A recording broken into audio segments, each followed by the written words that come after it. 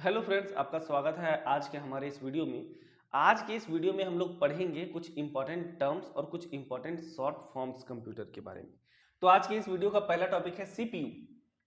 CPU क्या होता है? सीपीयू का फुल फॉर्म होता है सेंट्रल प्रोसेसिंग यूनिट। अब ये क्या होता है, पहले इसको समझते हैं।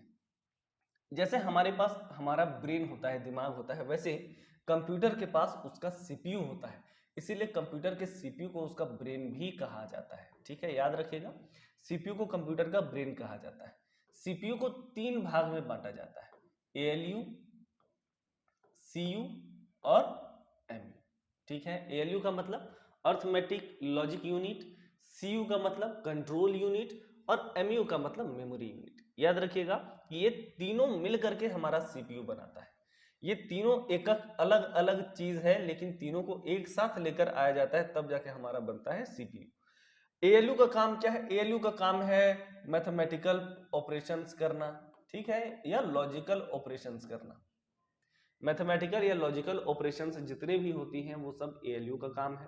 कंट्रोल यूनिट का काम है कोई भी हम प्रोसेस करें, वो प्रोसेस किस प्रकार से होगा वो कंट्रोल यूनिट देखता है, ये कंट्रोल करता है, नियंत्रण करता है। एमयू मेमोरी यूनिट, जब भी हम कोई इंस्ट्रक्शन कंप्यूटर को देते हैं, सीपीयू को देते हैं, तो उसके साथ जो भी डेटा हम उसको देते हैं, जो भी कुछ हम उसको प्रोवाइड करते हैं, उसको स्टोर करना मेमोरी का काम है, मेमोरी यूनिट का काम है। ठीक है, इसीलिए मेमोरी यूनिट को रजिस्टर भी कहा जाता है। याद रखिएगा, इसको रजिस्टर भी कहा जाता है। तो मेमोरी यूनिट को ही रजिस्टर भी कहा जाता है। तो जो सीपीयू होता है, सेंट्रल प्रोसेसिंग यूनिट होता है, वो कंप्यूटर के अंदर बहुत ही ज्यादा इंपॉर्टेंट होता है और ये एक तरह का कंप्यूटर का दिमाग भी कहलाता है। यहाँ पे लिखा भी हुआ है main processor executing instructions and controlling computer operations, कि ये मेन प्रोसेसर है जो इंस्ट्रक्शंस को एग्जीक्यूट करता है, यानी जो कुछ भी हम कंप्यूटर को ऑर्डर देते हैं, करने के लिए बोलते हैं, उसको ये करता है और कंप्यूटर में जो भी ऑपरेशंस होते हैं उनको नियंत्रित करता है। ठीक है। अच्छा, एक चीज और मैं आपको बताना चाहता हूँ। जैसे बहुत सारे लोगों का सवाल है या कमेंट आता है कि सर आप हिंदी में बताइए। हिंदी में क्या है, अगर आप कंप्यूटर को हिंदी में पढ़ेंगे तो आपको ज्यादा चीजें समझ में नहीं आ पाएंगी। क्यों? क्योंकि इसमें जितने भी टर्म्स यूज हुए हैं इनका हिंदी हो ही नहीं सकता। मैं सीपीयू का हिंदी क्या बताऊंगा आपको, इसका फुल फॉर्म का हिंदी में क्या बताऊंगा।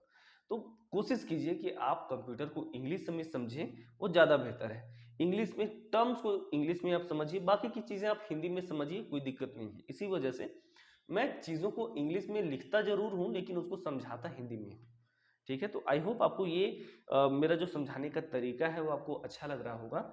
और अगर फिर भी कोई दिक्कत होती है तो आप मुझे कमेंट में जरूर बताएं। मैं कोशिश करूंगा आगे के वीडियोस में कि मैं और भी अच्छे तरीके से आपको समझा पाऊँ। चलिए आगे बढ़ते हैं। अगला हमारा टॉपिक है ओएस, ऑपरेटिंग सिस्टम। ये ऑपरेटिंग सिस्टम क्या होता है? याद रखिएगा कि जो ऑपरेटिंग सिस्टम है ये कंप्यूटर के अंदर, जैसे इसको ब्रेन ऑफ कंप्यूटर कहा जाता है, वैसे एक तरीके से ये हार्ट है। ठीक है, अब ये नहीं, ये एग्जाम में क्वेश्चन नहीं आने वाला है, बस मैं अपने हिसाब से कह रहा हूँ कि एक तरीके से समझ लीजिए कि वो अगर दिमाग है तो ये दिल है इसका। ऑपरेटिंग सिस्टम के बिना हमारा कंप्यूटर काम नहीं कर पाएगा, उसके अंदर ऑपरेटिंग सिस्टम होना ही चाहिए। ऑपरेटिंग सिस्टम क्या होता है? ये सिस्टम सॉफ्टवेयर है एक तरह का। ठीक है, मैंने सॉफ्टवेयर का टाइप बताया था। अगर आपने मेरा पुराना वीडियो नहीं देखा है आईसीटी का तो वो जरूर देखिए। उसमें मैंने बहुत सारे इंपॉर्टेंट एमसीक्यूज बताए हैं और उनमें मैंने बहुत सारी चीजें एक्सप्लेन की हुई हैं क्वेश्चन के हिसाब से। ठीक है, तो वहां पे मैंने ये बताया है कि जो हमारा सॉफ्टवेयर होता है वो दो प्रकार की होती है, सिस्टम और एप्लीकेशन सॉफ्टवेयर। तो जो सिस्टम सॉफ्टवेयर होता है उसके अंदर आता है ऑपरेटिंग सिस्टम। ऑपरेटिंग सिस्टम ऐसा सॉफ्टवेयर है जिसके बिना हमारा कंप्यूटर चल ही नहीं सकता। तो ये बहुत ज्यादा इंपॉर्टेंट हो जाता है कि अगर ऑपरेटिंग सिस्टम नहीं है तो हमारा कंप्यूटर काम नहीं करेगा। इसीलिए मैंने बोला कि ये हार्ट की तरह काम करता है हमारे ऑपरेटिंग सिस्टम के अंदर। तो यहाँ पे देखिए क्या लिखा हुआ कि software managing hardware and software resources enabling user interactions. क्या बोला कि ये जो सॉफ्टवेयर होता है, ऑपरेटिंग सिस्टम होता है, ये हार्डवेयर को भी मैनेज करता है और दूसरे सॉफ्टवेयर रिसोर्सेज को भी मैनेज करता है, दूसरे सॉफ्टवेयर्स को भी मैनेज करता है। और ये यूजर को इनेबल करता है, यानी एक तरीके से यूजर यूजर को परमिशन देता है कि वो कंप्यूटर से इंटरेक्ट हो सके। अगर ऑपरेटिंग सिस्टम रहे ही नहीं तो आप कंप्यूटर के साथ कुछ काम कर ही नहीं सकते, कंप्यूटर में आप कोई भी काम नहीं कर पाएंगे। Operating system most important software होता है कंप्यूटर का।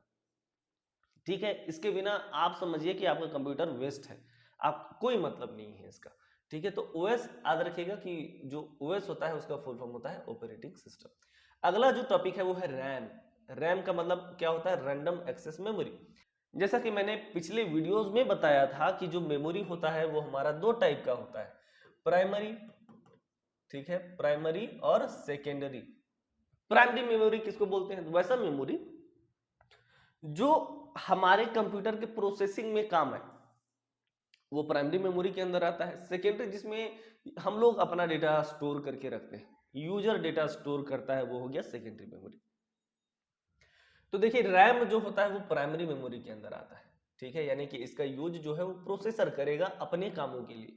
प्रोसेसर प्रोसेसिंग के दौरान इससे डेटा लेगा, तो ये रैम है। जब भी हम कोई काम करते हैं तो उस वक्त उस काम के होने के दौरान, यानी कोई सॉफ्टवेयर हम कंप्यूटर में रन करवा रहे हैं, तो वो सॉफ्टवेयर चलने के दौरान, रन होने के दौरान अपना डेटा रैम में स्टोर करके रखता है, ठीक है। जिस भी डेटा का उसको जरूरत है रन होने के लिए, वो डेटा वो रैम में स्टोर करके रखता है।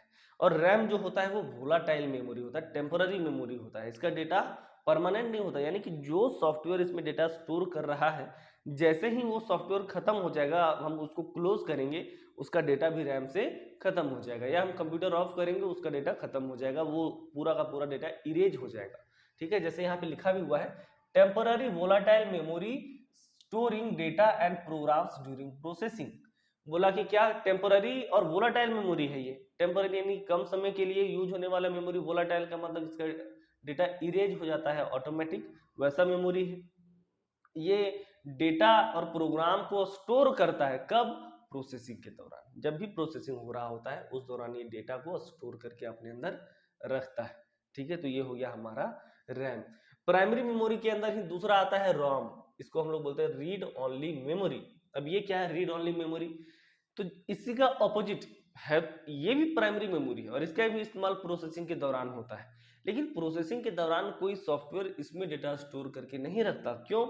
क्योंकि रोम के अंदर डेटा ऑलरेडी पहले से ही स्टोर होता है, और वैसा डेटा स्टोर होता है जो कंप्यूटर को ऑन होने में मदद करता है, या डिस्प्ले वगैरह के लिए बहुत सारे सॉफ्टवेयर इसके अंदर डाल करके, ड्राइवर्स इसके अंदर डाल करके रखे हुए होते हैं, ठीक है। ऐसे जैसे बायस जो होता है, यानी बेसिक इनपुट, जो हम नेक्स्ट टॉपिक में पढ़ने वाले हैं, बेसिक इनपुट आउटपुट सिस्टम, ये जो है ये एक तरह का सॉफ्टवेयर है, फर्मवेयर है, जो initialising hardware during boot before OS loads, की ऑपरेटिंग सिस्टम जब लोड होता है, याद रखिए कि जब ऑपरेटिंग सिस्टम हमारे कंप्यूटर में लोड होता है, ऑपरेटिंग सिस्टम कंप्यूटर में लोड होता है, यानी कि जब हम कंप्यूटर को ऑन करते हैं तो ये ऑपरेटिंग सिस्टम जो है वो चला जाता है रैम के अंदर, क्योंकि अभी तुरंत मैंने बताया कि रैम, जो कोई भी प्रोसेसिंग शुरू होता है तो उसका डेटा रैम में आ जाता है, तो ऑपरेटिंग सिस्टम रैम में आ जाएगा, तब जाके हमारा कंप्यूटर ऑन होगा, हमारा ऑपरेटिंग सिस्टम ऑन होगा। लेकिन अगर ऑपरेटिंग सिस्टम ही नहीं है तब तो क्या होता है कि बेसिक इनपुट आउटपुट सिस्टम एक हमारे कंप्यूटर के अंदर होता है, और वो बेसिक इनपुट आउटपुट सिस्टम जो है वो ऑन हो जाता है अगर ऑपरेटिंग सिस्टम नहीं हो तो। और अगर ऑपरेटिंग सिस्टम है तो ये जो होता है बेसिक इनपुट आउटपुट सिस्टम, ये ऑपरेटिंग सिस्टम को लोड करता है मेमोरी के अंदर। तो ये जो सॉफ्टवेयर है बेसिक इनपुट आउटपुट सिस्टम यानी बायस का, ये कहाँ पे रखा हुआ है? तो ये जो है बायस का ये जो सॉफ्टवेयर है वो रखा हुआ है रोम के अंदर। और कौन रखा है इसमें? हम लोग नहीं रखे। इसमें कौन रखा है? तो इसमें रखा है, इसको बनाने वाले ने, यानी रोम को जो बनाया है कंपनी, उसने ही इसमें बायस को ऑलरेडी डाल करके रखा हुआ है, ठीक है। जब भी कंप्यूटर बनता है तो रोम के अंदर वो सारा डेटा, इंपॉर्टेंट डेटा डाल करके रख दिया जाता है, जिसको हम बाद में डिलीट भी नहीं कर पाते। तो आई होप आपको समझ में आ गया होगा कि रोम क्या होता है। रोम प्राइमरी मेमोरी ही है, रैम और रोम प्राइमरी मेमोरी के अंदर आता है। रैम जहां पे टेम्पररी मेमोरी है, वहीं रोम परमानेंट मेमोरी है। याद रखिएगा रोम परमानेंट मेमोरी है, ठीक है। ये मैंने पिछले वीडियोस में समझाया है, वहां पे बहुत सारे क्वेश्चंस भी सॉल्व किए। अगर आपने हमारा पहले वाला वीडियो नहीं देखा है तो आप जाकर हमारे चैनल पे देखिए, बहुत ही ज़्यादा इंपॉर्टेंट वीडियो है वो, उसको देखेंगे तो आपको जरूर फायदा होगा, ठीक है। तो चलिए आगे बढ़ते हैं हम लोग। आई होप आपको ये सारी चीज़ें समझ में आ रही होंगी। चलिए आगे बढ़ते हैं। अगला जो टॉपिक है वो जीपीयू, बायोस के बारे में मैंने बता दिया है। अगला है जीपीयू यानी ग्राफिक्स प्रोसेसिंग यूनिट। जैसे हमारा सीपीयू होता है वैसे ही हमारा होता है जीपीयू। ये क्या करता है? इस सीपीयू जैसे वो प्रोसेसिंग करता है किस चीज का, नॉर्मल कामों का, जो भी काम हम कंप्यूटर में करते हैं उसको प्रोसेस करता है सीपीयू। लेकिन जब आप ग्राफिक्स से रिलेटेड, फोटोग्राफी वगैरह से रिलेटेड कोई काम करते हैं तो सीपीयू उसको करने में पूरी तरीके से सक्षम नहीं हो पाता। इसी वजह से हमारे कंप्यूटर में होता है जीपीयू, यानी ग्राफिक्स प्रोसेसिंग यूनिट, जो इसको प्रोसेस करने का काम करता है, ग्राफिक्स को प्रोसेस करने का काम करता है। इसी वजह से आप अगर देखेंगे जो गेमिंग वगैरह के लिए पीसी इस्तेमाल होता है, या जो लोग फोटो एडिटिंग वगैरह करते हैं या वीडियो एडिटिंग का काम करते हैं, वो अलग से एक जीपीयू यानी ग्राफिक का कार्ड, जिसको वो लोग बोलते हैं ग्राफिक्स कार्ड या जीपीयू, लगाते हैं, जो क्या करता है उनके उस एक्सपीरियंस को, एडिटिंग के एक्सपीरियंस को या गेमिंग के एक्सपीरियंस को और भी ज़्यादा बेटर बनाता है। ठीक है, आई होप आपको ये समझ में आ गया होगा। चलिए अगला जो टॉपिक है वो है एसएमपीएस। एसएमपीएस क्या होता है, इसका फुल फॉर्म होता है स्विच्ड मोड पावर सप्लाई। ये क्या है, स्विच्ड मोड पावर सप्लाई का मतलब होता है कि कंप्यूटर के अंदर, जैसे जब हम कंप्यूटर को जब करंट देते हैं तो वो करंट एसी में देते हैं, अल्टरनेट करंट देते हैं, हमारा घर का बिजली देते हैं उसमें। लेकिन हमारा जो कंप्यूटर है वो डीसी में काम करता है। ठीक है, किस में काम करता है, डीसी में। तो बीच में हम लगाते हैं एसएमपीएस को। आप अगर देखेंगे सीपीयू अगर अपना खोलेंगे तो वहां पे एक सीपीयू फैन के अलावा एक और फैन लगा हुआ होता है, वो उसी एसएमपीएस में लगा हुआ होता है। तो एसी करंट हम उसमें देते हैं, वो उसको कन्वर्ट कर देता है डीसी में, और फिर जाके सप्लाई करता है हमारे सीपीयू को, ताकि हमारा सीपीयू आसानी से काम कर सके। तो इस एसएमपीएस का यही काम है कि एसी से पावर को डीसी में कन्वर्ट करना। ठीक है, ताकि वो कंप्यूटर के लिए आसानी से काम कर सके, कंप्यूटर को उस तरह का करंट दे पाए जिसपे कंप्यूटर हमारा काम करता है। ठीक है, चलिए अगला टॉपिक देखते हैं हम लोग। अगला है यूपीएस, अनइंटरप्टिबल पावर सप्लाई, कि बिना इंटरप्ट का पावर सप्लाई आपको देता रहेगा। एक तरह से पावर बैकअप की तरह ये इस्तेमाल होता है, बिजली चली गई तब भी आपको करंट सप्लाई करता रहेगा, ताकि आपका कंप्यूटर जो है वो अचानक से बंद ना हो, यानी आपके कंप्यूटर में जो आप काम कर रहे हैं वो पूरे तरीके से खत्म ना हो। क्योंकि आपको पता है कि कंप्यूटर जो हमारा होता है वो, उसमें अगर एक बार पावर चला गया तो रैम का सारा डेटा इरेज हो जाता है, जिसकी वजह से अगली बार जब हम कंप्यूटर को ऑन करते हैं तो जो हम काम कर रहे थे खत्म हो चुका होता है। इसके वजह से हम लोग इसमें इस्तेमाल करते हैं यूपीएस का, ताकि ये एक पावर बैकअप की तरह हमारे पास रहे। अगला जो हमारा ऑप्शन है वो है वाईफाई। इसका फुल फॉर्म होता है वायरलेस फिडिलिटी। ये क्या होता है, वायरलेस फिडिलिटी आपको पता है, वाईफाई यानी अब हम अपने अपना कंप्यूटर में या अपने मोबाइल फ़ोन में हॉटस्पॉट ऑन करते हैं और दूसरे कंप्यूटर में वाईफाई ऑन करते हैं, और दोनों को एक दूसरे के साथ कनेक्ट कर लेते हैं, ताकि हम क्या कर सकें कि उसमें डेटा को शेयर कर पाए, किसी भी डेटा को हम उसके साथ शेयर कर पाए। ये एक तरीके का क्या है, वायरलेस नेटवर्किंग टेक्नोलॉजी है। किस लिए, इंटरनेट एक्सेस करने के लिए। और ये रेडियो वेव का एक फॉर्म है, जो हमारा वाईफाई है एक तरह से रेडियो वेव की तरह ही ये काम करता है।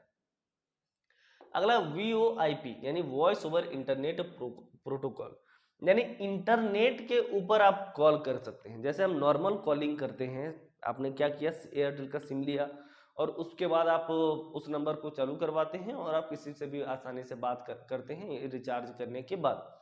लेकिन आपको पता होगा कि अगर आपके फ़ोन में रिचार्ज नहीं है और आप किसी से नेट कनेक्शन लिए हुए हॉटस्पॉट से, वाईफाई से, तब भी आप व्हाट्सएप से किसी को कॉल कर सकते हैं और आपको सेम नंबर से कॉल आएगा, या आपका नंबर से ही उसको कॉल जाएगा। तो ये जो चीज़ होती है, व्हाट्सएप जो हम कॉल कर रहे हैं व्हाट्सएप पे, ये कैसे हो पा रहा है, रिचार्ज तो आपके फ़ोन में नहीं है। तो वो जो है वो एक तरह का इंटरनेट कॉलिंग होता है ना। और वो कैसे हो पाता है, इसी की वजह से होता है, VoIP की वजह से होता है, कि इंटरनेट प्रोटोकॉल का यूज करके हम वॉइस को ट्रांसफर कर सकते हैं, हम कॉल कर सकते हैं।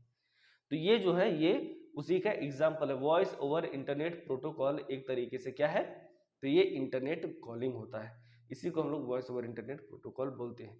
ये बोला क्या, technology allowing voice calls over the internet, की ये टेक्नोलॉजी अलाउ करता है वॉइस कॉल्स को इंटरनेट के ऊपर। जैसे आपके एग्जाम में क्वेश्चन आ जाए कि इंटरनेट कॉलिंग के लिए कौन सी टेक्नोलॉजी जिम्मेदार है, या कौन सा टेक्नोलॉजी अलाउ करता है इंटरनेट कॉलिंग को, या प्रोवाइड करता है फैसिलिटी इंटरनेट कॉलिंग का, तो हम लोग बोलेंगे कौन सा, तो ये VoIP, voice over internet protocol. ठीक है, चलिए आगे बढ़ते हैं हम लोग। अगला टॉपिक है LTE, long term evolution. Long term evolution ये क्या है? ये जो हम लोग 4G बोलते हैं ना, आप अपने फोन में देखेंगे जो 4G आप चलाए होंगे उसमें LTE लिखा हुआ आता है। जब आप नेट ऑन करते हैं तो उसका क्या होता है? उसका फुल फॉर्म होता है लॉन्ग टर्म इवोल्यूशन। ये एक तरह का हाई स्पीड कम्युनिकेशन प्रोवाइड करने के लिए स्टैंडर्ड बनाया गया है, ठीक है, उसका नाम दिया गया LTE। अगला है XML। ये क्या होता है? Extensible markup language. ये क्या है? ये एक तरह का लैंग्वेज है जिसका इस्तेमाल डेटा को स्टोर करने के लिए किया जाता है और किया जाता था। पहले इसका बहुत ज्यादा इस्तेमाल होता था, लेकिन अब इसके जगह पे DBMS का इस्तेमाल होता है, यानी डेटाबेस का इस्तेमाल होता है, डेटाबेस मैनेजमेंट सिस्टम का इस्तेमाल होता है। तो language uses to encode documents in a readable format by humans and machines. ये क्या बोला कि डेटा को इस फॉर्मेट में उसको स्टोर करके रखना कि वो उसको लोग भी पढ़ पाए और उसको मशीनें भी पढ़ पाए। तो उस फॉर्मेट में ये उसको इनकोड करके स्टोर करके रखता था, ठीक है। अगला है AI, आर्टिफिशियल इंटेलिजेंस। इसके बारे में सभी को पता होगा, जैसे चैट जीपीटी सभी लोग इस्तेमाल करते हैं। तो ये क्या है? आर्टिफिशियल इंटेलिजेंस इंसानी दिमाग का एक तरह से कॉपी, कि हम इंसानी दिमाग को कॉपी करना चाह रहे हैं, कि कंप्यूटर में डालना चाह रहे हैं, इसी को हम लोग बोलते हैं आर्टिफिशियल इंटेलिजेंस। ML क्या होता है? जिसको हम लोग मशीन लर्निंग बोलते हैं। ये सबसेट होता है AI का, कि AI का ही एक छोटा सा पार्ट है ये, जो क्या करता है कि मशीनों को लर्न करवाता है, कि मशीन किस तरह से सीखेंगे ऑटोमेटिकली। जैसे आप अभी देखेंगे चैट जीपीटी में जिस तरह का आंसर आप उसको मांगेंगे, एक दो बार उसको बता देंगे, वो समझ जाएगा कि आपको कैसा आंसर पसंद है और हमेशा फिर वो वैसा ही आंसर देता रहेगा। तो एक तरह से ये एग्जाम्पल किसका हो गया? वो हो गया मशीन लर्निंग का, कि आपका जो मोबाइल फोन है उसमें जो AI इस्तेमाल हो रहा है वो समझ जा रहा है आपके स्वभाव को, कि आप किस तरह का डेटा चाहते हैं उससे, किस तरह की चीजें आप उससे चाहते हैं, फिर वो उसी प्रकार से आंसर्स आपको देता रहता है। तो ये मशीन लर्निंग का एग्जाम्पल है, ठीक है। चलिए आगे हम लोग बढ़ते हैं। चलिए अगला जो है वो है OTP। OTP आप सभी को पता होगा, वन टाइम पासवर्ड इसको बोलते हैं हम लोग, कि कुछ भी लॉगिन वगैरह जब हम करते हैं तो सिक्योरिटी रीजंस की वजह से ये पहचानने के लिए कि क्या लॉगिन आप ही कर रहे हैं या जो भी कोई भी काम आप कर रहे हैं, तो ये एक सिक्योरिटी रीजन की वजह से आपको एक कोड भेजा जाता है आपके मोबाइल फोन में, आपके नंबर पे या आपके ईमेल पे। उस कोड को आप उसमें एंटर करते हैं, तब जाके वो समझ जाता है, वेरीफाई कर लेता है कि जो आप काम कर रहे हैं वो आप खुद कर रहे हैं, कोई और नहीं कर रहा। तो एक वेरिफिकेशन का ये तरीका है OTP। यहाँ पे क्या लिखा हुआ है? Password valid for a single use और ट्रांजैक्शन टू इनहेंस सिक्योरिटी।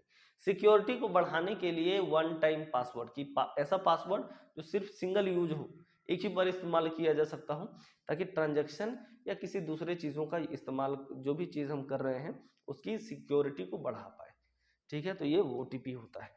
अगला जो होता है वो होता है जिप। ये एक तरह का फाइल का फॉर्मेट है, इसका कोई फुल फॉर्म नहीं होता। जिप आपको पता है, जैसे हम जिप जो हम लोग बोलते हैं, जैसे हमारे कोट वगैरह में चेन लगा होता है उसको भी हम लोग जिप बोलते हैं, वही जिप है ये। तो वो जो जिप होता है, जिप फाइल्स किसको बोलते हैं? ताकि उसको बोलते हैं कंप्रेस किए हुए फाइल्स को, यानी बहुत सारा फाइल को अगर हम एक साथ कंप्रेस कर दें, ठीक है, आर्काइव कर दें एक साथ, तो उसको हम लोग जिप फाइल बोलते हैं या जिप फॉर्मेट बोलते हैं, ठीक है। तो कंप्रेस किए हुए फॉर्मेट को ही हम लोग जिप फॉर्मेट बोलते हैं। एक तरह का ये फाइल फॉर्मेट होता है जिसका एक्सटेंशन डॉट जिप होता है। अगर आप कंप्यूटर में कभी देखे हो इस तरह का फाइल जिसका एक्सटेंशन डॉट जिप है, तो वो इसी के बारे में बात किया जा रहा है। चलिए हम लोग चलते हैं नेक्स्ट स्लाइड में। अगला जो है वो है IoT। अब ये क्या होता है IoT? यानी इसका मतलब होता है, इसका फुल फॉर्म होता है इंटरनेट ऑफ थिंग्स, यानी चीजों का इंटरनेट, दूसरी चीजों का इंटरनेट। जैसे अभी क्या हो रहा है कि इंटरनेट हम बस मोबाइल फोन में इस्तेमाल कर पा रहे हैं, लेकिन अब देख रहे हैं कि इसका दायरा जो है वो धीरे धीरे बढ़ता चला जा रहा है। पहले सिर्फ मोबाइल फोन में इंटरनेट इस्तेमाल होता, उससे भी पहले कंप्यूटर में इस्तेमाल होता था, फिर मोबाइल फोन में इस्तेमाल होने लगा। मोबाइल फोन के बाद वो कहाँ चला आया? हमारे टीवी में चला आया, टीवी स्मार्ट टीवी बन गया। अब देख रहे हैं कि वॉच भी स्मार्ट वॉचेस बन गए हैं। धीरे धीरे ये चीजें लगभग हर चीजों में आ रही हैं। अभी हम देख पा रहे हैं कि स्मार्ट होम्स के भी कॉन्सेप्ट आ गए हैं, कि हम कहीं भी चले गए हो, हम वहां से अपना दरवाजा लॉक कर सकते हैं, अपने घर के पंखे बंद कर सकते हैं, अपने घर के लाइट्स ऑन या ऑफ कर सकते हैं। तो ये जो सारा चीज है इसी को हम लोग बोलते हैं इंटरनेट ऑफ थिंग्स, कि दूसरी चीजों का इंटरनेट। यहाँ पे देखिए क्या लिखा हुआ है, network of physical devices connected to the internet for data exchange, कि फिजिकल डिवाइसेस, जो भी हमारे आसपास फिजिकल डिवाइसेस हैं, उन सभी चीजों का एक नेटवर्क हो ताकि वो एक दूसरे से डेटा को एक्सचेंज कर पाए।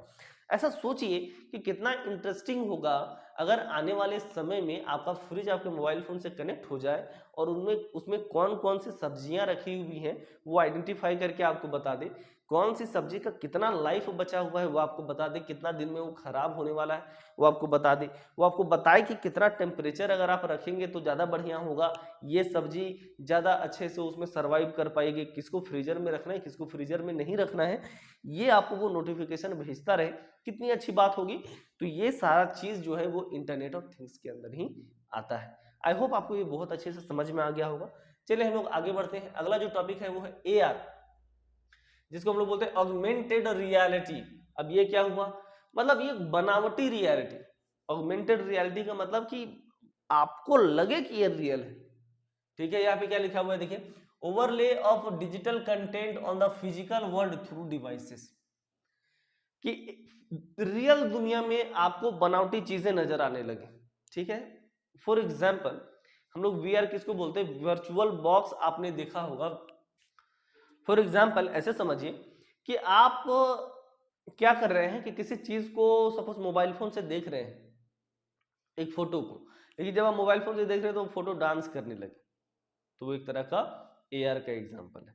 या आप इमेजिन कीजिए ऐसा कि आने वाले टाइम में क्या हो कि अभी जैसे शॉपिंग जब हम करते हैं, कपड़े का शॉपिंग करते हैं, तो हमको ये पता नहीं चल पाता कि वो मेरे ऊपर कैसा लगेगा। सपोज कि मैंने क्या किया, ऐसा कोई साइट आ जाए जहां पे मैं क्या करूं, अपना पिक्चर अपलोड कर दूं और जो शॉपिंग मैं करने जा रहा हूं वहां पे दूसरे मॉडल्स की जगह पे आप ही का फेस दिखने लगे। अगर टी शर्ट देख रहे हैं तो क्या हो कि टी शर्ट आप पहने हुए वहां पे नजर आ जाए। तो ये जो है वो AR का एग्जाम्पल हो जाएगा, ऑगमेंटेड रियलिटी की बनावटी, रियल नहीं है लेकिन बनावटी है, मतलब बनावटी दुनिया और रियल दुनिया का एक तरह से मिक्सचर, दोनों को एक दूसरे के साथ ब्लेंड कर देना इस तरह से कि वो आपकी सहायता करने लगे, आपकी मदद करने लगे, तो वो हो जाएगा AR। अगला जो है वो है VR, वर्चुअल रियलिटी। ये क्या होता है, ये पूरे तरीके से एक समझिए कि बनावटी दुनिया है, वर्चुअल रियलिटी, कि जो रियलिटी है ही नहीं वो आपको लग रहा है कि वो रियल है। जैसे VR बॉक्स जब हम पहनते हैं उसमें कोई चीज हमको बिल्कुल लगता है कि सामने हो रहा है कोई चीज, लेकिन वो एक्चुअल में होता नहीं रहता है, वो वर्चुअल है ना। तो वर्चुअल रियलिटी का मतलब वैसी चीजें जो आपकी दुनिया में नहीं है लेकिन आपको लगे कि ऐसी ऐसी चीज आपकी दुनिया में एग्जिस्ट कर रही है, वो हो गया वर्चुअल रियलिटी। ये इतना अच्छा एक्सपीरियंस आपको देगा, आपको बिल्कुल रियल में और वर्चुअल में आपको फर्क नजर नहीं आएगा। ठीक है, अगर आपने इसको एक्सपीरियंस किया हुआ हो तो नीचे कमेंट में जरूर बताएं और अपना एक्सपीरियंस शेयर करें ताकि और भी यूजर को पता चल पाए कि VR क्या होता है। चलिए आगे बढ़ते हैं हम लोग। अगला है 2FA, जिसका फुल फॉर्म होता है टू फैक्टर ऑथेंटिकेशन। ये क्या है, ये एक तरह का सिक्योरिटी मेथड है जो अलग अलग कंपनियों के द्वारा लगाया जाता है, जो ऑनलाइन सर्विसेज आपको देती हैं उन कंपनियों के द्वारा ये लगाया जाता है। ये एक तरह से वेरिफिकेशन का एक तरीका है। जैसे सपोज आपने गूगल पे अपना लॉगिन किया, लेकिन गूगल पे तो कोई भी आपका लॉगिन आईडी और पासवर्ड जान करके लॉगिन कर सकता है। तो गूगल क्या करता है कि टू फैक्टर ऑथेंटिकेशन का इस्तेमाल करता है कि वो आपके मोबाइल नंबर पे जो आपने ईमेल बनाते समय पे दिया था उस मोबाइल नंबर पे एक OTP भेजता है और फिर उस OTP को जब आप डालते हैं तब आप लॉगिन कर पाते हैं। तो इसी को हम लोग बोलते हैं टू फैक्टर ऑथेंटिकेशन। ठीक है, चलिए आगे हम लोग बढ़ते हैं। अगला है GPS। GPS आप सभी जानते होंगे क्या होता है, सभी यूज भी किए होंगे।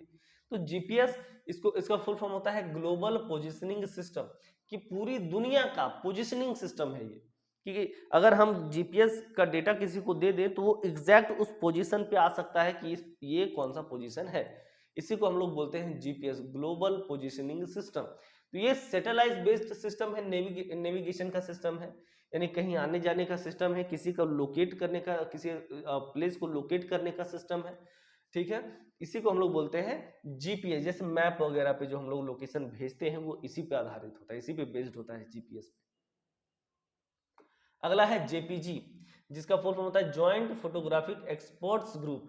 ये आप लोग जानते होंगे कि जो फोटो हम लोग खींचते हैं, जो फोटो हम लोग कैमरा से कैप्चर करते हैं, ये सारा जो फोटो होता है वो जेपीजी के फॉर्मेट में होता है, तो इसका फुल फॉर्म होता है जॉइंट फोटोग्राफिक एक्सपर्ट ग्रुप। ठीक है।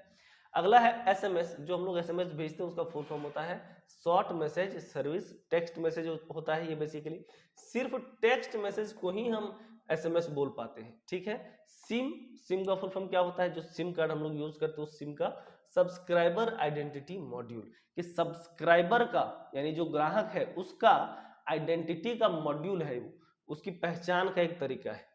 अगला है हार्डवेयर। हार्डवेयर क्या होता है, इसका कोई फुल फॉर्म नहीं होता, वो सारे फिजिकल कंपोनेंट जिसको टच कर सकते हैं हम, तोड़ मरोड़ सकते हैं, जो टूट फूट सकता है, वो सारे मटेरियल से बनी हुई चीजें क्या कहलाती हैं, हार्डवेयर कहलाती हैं। फिजिकल कंपोनेंट्स हार्डवेयर कहलाती हैं।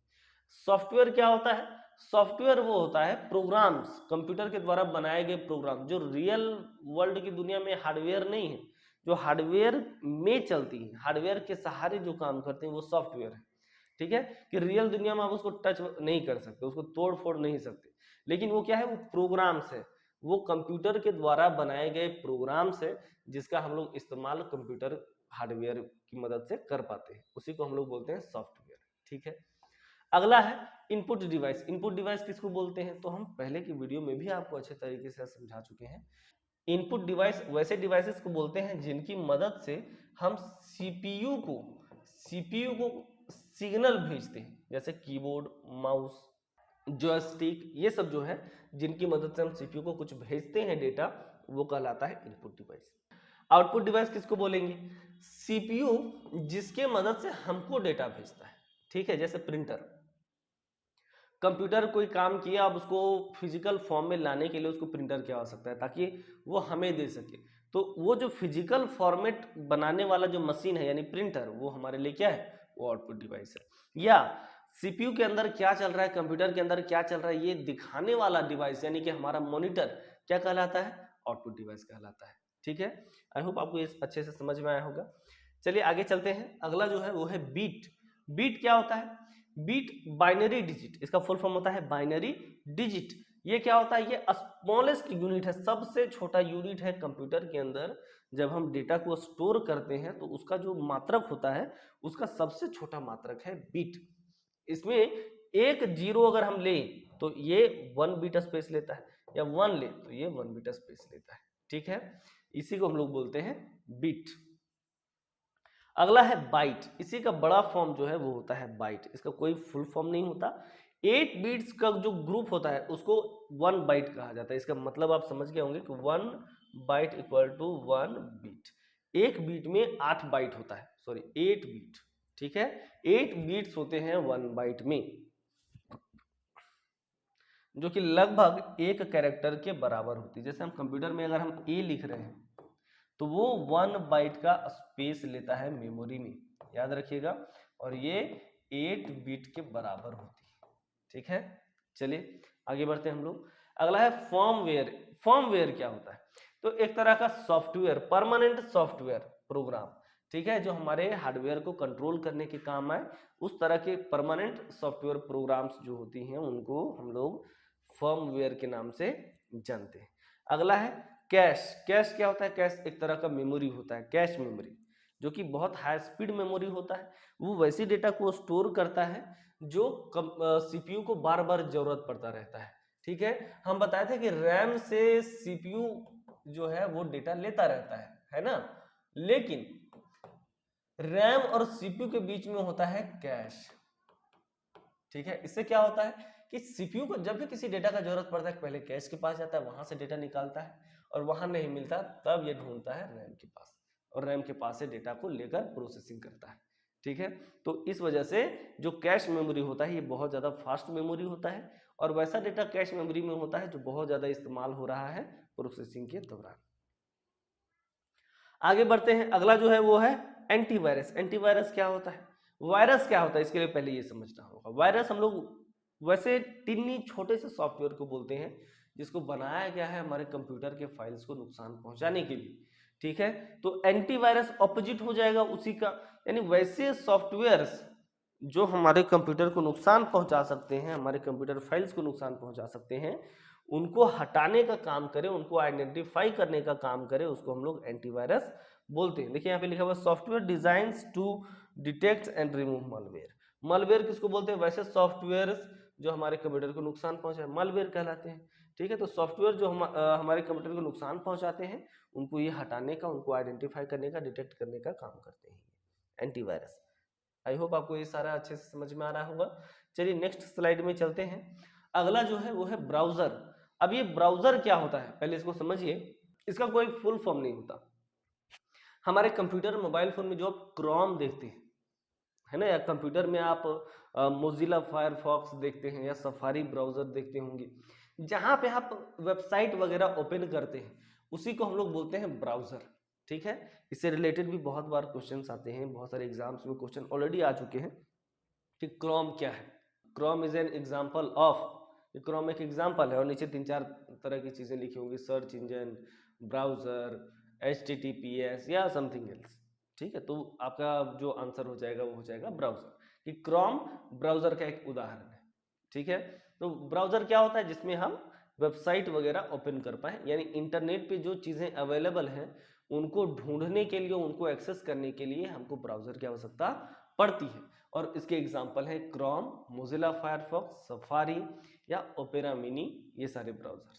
ठीक है, चलिए आगे बढ़ते हैं हम लोग। अगला जो है वो है FTP, file transfer protocol. Protocol का मतलब पहले समझिए क्या होता है। प्रोटोकॉल का मतलब होता है नियम, रूल्स एंड रेगुलेशंस। ठीक है, कि बहुत कुछ रूल्स और रेगुलेशंस बनाए गए हैं नेटवर्क वगैरह को चलाने के लिए, है ना, तो उन्हीं चीजों पे ये कुछ रूल लगते हैं। जैसे फाइल ट्रांसफर प्रोटोकॉल FTP लगता है किस पे?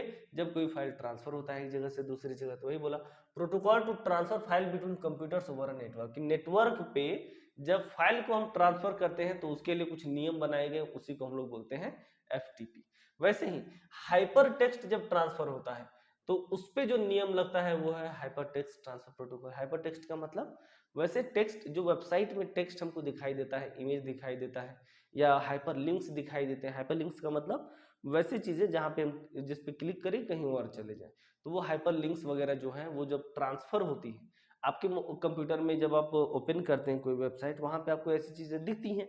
वो तो आपके मोबाइल फोन में या कंप्यूटर में नहीं है, तो दिख कहाँ से रही है? इसका मतलब वो सर्वर पे, और सर्वर से ट्रांसफर होके आपके पास आ रहा है। तो ये जो ट्रांसफर हो रहा है इस बीच में कुछ नियम इसमें लगता है और वो है HTTP। ठीक है, अब है hyper text transfer protocol secure. ये सेम ये है, बस इसमें एक नया चीज लग गया है जो कि है सिक्योर। यानी HTTP का सिक्योर वर्जन है HTTPS। ये क्या करता है कि जो भी डेटा ट्रांसफर होता है, यानी हाइपर टेक्स्ट जब ट्रांसफर होता है तो वो क्या करता है, उसको इनक्रिप्ट कर देता है ताकि किसी तरह का कोई वायरस वगैरह या कोई फ्रॉड वगैरह बीच में ना हो पाए। अगला है IP, मतलब इंटरनेट प्रोटोकॉल। इंटरनेट का मेन प्रोटोकॉल है, इंटरनेट पे लगने वाला प्रोटोकॉल है, यानी इंटरनेट इसी की वजह से चलता है। ठीक है, तो यही है इंटरनेट प्रोटोकॉल। अगला है ISP, इंटरनेट सर्विस प्रोवाइडर। इसका फुल फॉर्म होता है, यानी कि इंटरनेट की सर्विस जो आपको प्रोवाइड करे, वैसी संस्था जो आपको इंटरनेट की सर्विस प्रोवाइड करे उसको इंटरनेट सर्विस प्रोवाइडर यानी कि ISP कहा जाता है। अगला है URL, यूनिफॉर्म रिसोर्स लोकेटर। ये क्या होता है? तो देखिए, इंटरनेट पे अवेलेबल कोई भी चीज, चाहे वो वेबसाइट हो या कोई फोटो हो या कोई वीडियो हो, उसका अपना एक एड्रेस होता है, अपना एक लिंक होता है। वो जो एड्रेस होता है उसी को हम लोग बोलते हैं URL, यानी यूनिफॉर्म रिसोर्स लोकेटर। ठीक है, जिसको वेब एड्रेस भी हम लोग बोलते हैं। Web address specifying location of a resource on the network या इंटरनेट। इंटरनेट पे जो भी चीज है उसका जो लोकेशन आपको दिखाता है, जो एड्रेस दिखता है, वही है URL। अगला है LAN, यानी लोकल एरिया नेटवर्क, यानी एक बिल्डिंग वगैरह में जो नेटवर्क बनता है। हम बताए थे पिछले वीडियोस में, बताए थे 4 तरह के नेटवर्क, पैन, लैन, वैन, मैन। तो जो पैन होता है सबसे छोटा होता है, पर्सनल। आपने अपने ब्लूटूथ से दूसरे कंप्यूटर को कनेक्ट कर लिया, वो हो गया आपका पैन। लोकल एरिया नेटवर्क, एक बिल्डिंग में 50 कंप्यूटर है, वो सब एक दूसरे से कनेक्ट कर दिया गया, लोकल बन गया।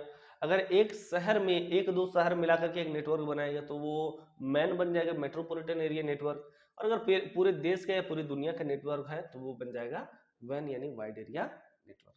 ठीक है, अगला है वायरस। वायरस क्या होता है? एंटीवायरस अभी हम देखें। वैसे प्रोग्राम जो आपके कंप्यूटर को नुकसान पहुंचाए उनको हम लोग बोलते हैं वायरस। ठीक है। अगला है मालवेयर। ये क्या होता है? मालवेयर भी हम पहले देख चुके हैं कि वैसे सॉफ्टवेयर जो आपके कंप्यूटर में नुकसान पहुंचाने के लिए बनाए गए हैं, वही है मालवेयर। ठीक है। वायरस और मालवेयर ऑलमोस्ट एक जैसी चीजें हैं। ठीक है। आगे बढ़ते हैं हम लोग। अगला है सर्च इंजन। सर्च इंजन क्या है? सर्च इंजन बहुत बार आपको कंफ्यूज कर सकता है ब्राउजर से, लेकिन ये दोनों बिल्कुल अलग अलग चीजें हैं। सर्च इंजन का काम क्या है? सिर्फ सर्च करना। ठीक है। इसका काम ये नहीं है कि कहीं किसी वेबसाइट को ओपन कर देना। सर्च इंजन का काम सिर्फ सर्च करना है कि इंटरनेट पे अवेलेबल यानी www पे अवेलेबल रिसोर्सेज को सर्च करके आपके सामने लेकर आना सर्च इंजन है। लेकिन सर्च इंजन बिना ब्राउजर के काम नहीं कर सकता। ठीक है। जैसे गूगल जो है वो अकेले कभी भी काम नहीं करता, उसके लिए उसके पास ब्राउजर का होना अति आवश्यक है। इसीलिए हम लोग क्रोम में इसका इस्तेमाल करते हैं या ओपेरा मिनी वगैरह इंस्टॉल करते हैं, तब जाके उसमें हम गूगल का यूज कर पाते हैं। ठीक है। तो सर्च इंजन सर्च करने के लिए है, जबकि ब्राउजर जो है वो ब्राउज करने के लिए, वेबसाइट वगैरह ओपन करने के लिए। अगला है ENIAC, इनिएक, जिसका फुल फॉर्म होता है electronic numerical integrator and computer. इसका क्या मतलब हुआ? समझिए कि जो हमारा पहला general purpose electronic digital computer था, जो कि 1945 के लगभग में आया था, वो जो है वो इनिएक था। ये दुनिया का पहला इलेक्ट्रॉनिक कंप्यूटर है, याद रखिएगा। इनिएक जो है वो दुनिया का पहला इलेक्ट्रॉनिक कंप्यूटर है, माना जाता है इसको। यूनिवैक ऐसे ही इसको कहा जाता है, यूनिवर्सल ऑटोमेटिक कंप्यूटर। ठीक है। ये भी शुरू में जो कमर्शियल कंप्यूटर्स बहुत सारे आए, उनमें से पहले कंप्यूटर में से ये एक था। ठीक है। कमर्शियल कंप्यूटरों में पहला कंप्यूटर ये था एक। आईबीएम, आईबीएम एक कंपनी का नाम है जो इस तरह की बहुत सारी मशीनों को बनाई है। आईबीएम, ठीक है, इसका फुल फॉर्म होता है इंटरनेशनल बिजनेस मशीन कॉरपोरेशन। और ये अगर आप पहले कंप्यूटर के हिस्ट्री के बारे में पढ़ेंगे तो आपको आईबीएम का नाम बहुत बार नजर आएगा। बहुत सारे कंप्यूटर जो है आईबीएम कंपनी ने बनाए हैं। ठीक है। क्या लिखा हुआ? Major multinational technology and consulting company. ये मल्टीनेशनल बहुत सारे देशों में टेक्नोलॉजी के क्षेत्र में ये काम करने वाली कंपनी है। अर्पानेट ये क्या है? इसका फुल फॉर्म होता है advanced research projects agency network. ये दुनिया का पहला नेटवर्क है। ठीक है। अभी जो इंटरनेट हम देखते हैं ना, ये अभी तक नहीं होता अगर अर्पानेट नहीं आया हुआ होता। जो ये है ये सबसे पुराना नेटवर्क है, दुनिया का ओल्डेस्ट नेटवर्क है। फिर है एनएसएफ नेट। अर्पानेट के बाद ही आया था एनएसएफ नेट। एनएसएफ नेट का फुल फॉर्म क्या होता है? National science foundation network. याद रखिएगा जो अर्पानेट है पहला है और ये इसको दूसरा हम मान सकते हैं। नेशनल साइंस फाउंडेशन नेटवर्क ये दुनिया का दूसरा नेटवर्क कहलाता है। ठीक है। तो आज के जो इंटरनेट हम लोग देखते हैं, इन सभी के पीछे इन दोनों का बहुत बड़ा हाथ है, नहीं तो आज हम इंटरनेट नहीं चला पा रहे होते। आई होप आपको ये सारी चीजें अच्छे से समझ में आ रही हैं। तो आज की वीडियो में हमने ये सारा कुछ देखा कि इंपॉर्टेंट टर्म्स और इंपॉर्टेंट फुल फॉर्म्स हमने इस वीडियो में देखा है। आई होप आपको बिल्कुल अच्छे से सब समझ में आया होगा। और अगर कोई दिक्कत हुई है तो हमें कमेंट करके जरूर बताएं। और अगर आप किसी टॉपिक पे वीडियो चाहते हैं तब भी हमें जरूर बताएं, ताकि हम उस पर वीडियो लेकर आ सकें और आपकी तैयारी पूरी करवा सकें। अब हम अपने हिसाब से पूरा कोशिश कर रहे हैं कि आपकी तैयारी बिल्कुल अच्छे से हो। चलिए, आप पढ़ते रहिए, पूरी तैयारी कीजिए। कोई दिक्कत होता है तो हमें कमेंट में जरूर बताएं। मिलते हैं हम लोग नेक्स्ट वीडियो में, तब तक के लिए